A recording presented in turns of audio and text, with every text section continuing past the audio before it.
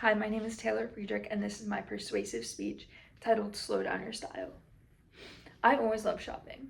It's become a huge part of my life, and as a child, my mom would take me to stores like Justice, and I would see all the different clothes on the wall, and I would go crazy.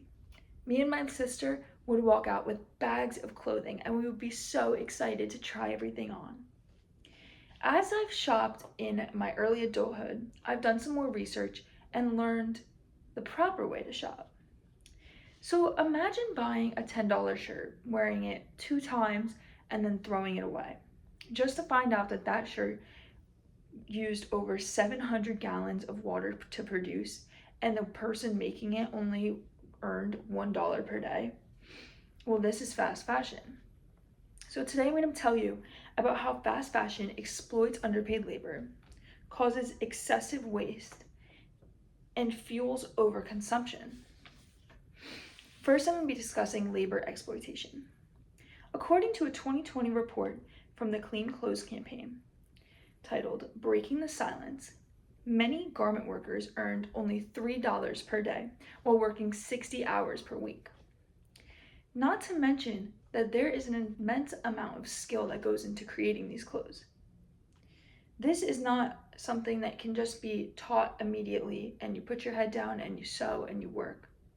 This is something that people take years and years to learn and master, and those are the laborers that are working in these factories. In an article published in 2021 titled The Guardian, journalist Sarah Butler explains that major fast fashion like Boohoo has been exposed for paying their workers only €3.50 per hour. This is terrible because people need to earn a living wage to support their families. If someone is going to work and they're barely earning enough to eat, then is this truly an ethical working condition? In the documentary, The True Cost, released in 2015, director Andrew Morgan interviews garment workers in Bangladesh who describe their work environments as unsafe and unhealthy as part of their daily routine. Next, I'm going to be discussing the environmental waste that fast fashion causes. According to an online article from the United Nations Environment Program in 2019 titled Putting the Brakes on Fast Fashion, the fashion industry is responsible for 10% of global carbon emissions and produces more water waste than any industry other than agriculture. Now, this is an incredible statistic considering that most people don't even think about the water production used to create the clothes that they put on their bodies. Not to mention that all of the fabric that is using all this water gets wasted incredibly in the production process.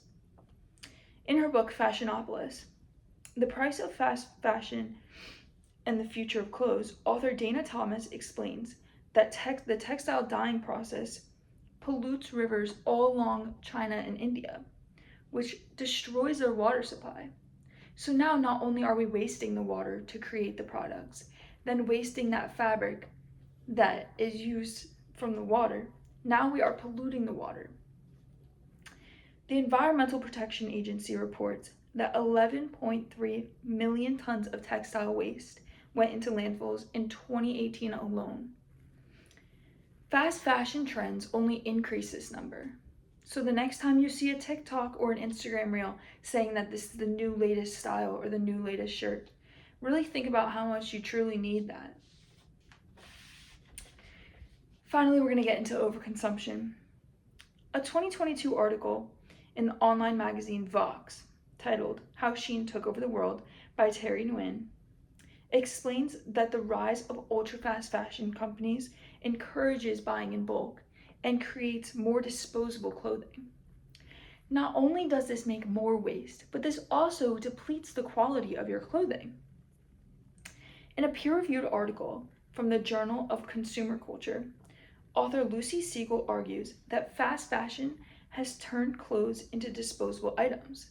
This disconnects people with the process of making clothes and the labor and resources that go into it. For example, this skirt that I made was originally a pair of Ralph Lauren jeans. I have also made a matching top to go with it. So I bought these jeans from a consignment shop, and I had the vision to turn it into a matching set. Now, not only did I reuse these jeans instead of them going into a landfill, but I also repurposed it into an outfit that saved me money and saved production and resources along the way. In a 2021 survey by organization Fashion Revolution, 88% of customers admitted to throwing away wearable clothes. Clothes that are being thrown away could so easily be donated to consignment shops, just like the one I bought my jeans from, or they could be given to thrift stores, which also helps people in need, instead of just throwing away wearable clothing. Today I told you all about fast fashion and how it supports unethical labor, causes environmental waste, and encourages overconsumption. Now you might be wondering, what am I supposed to do about this? Well, here's the thing.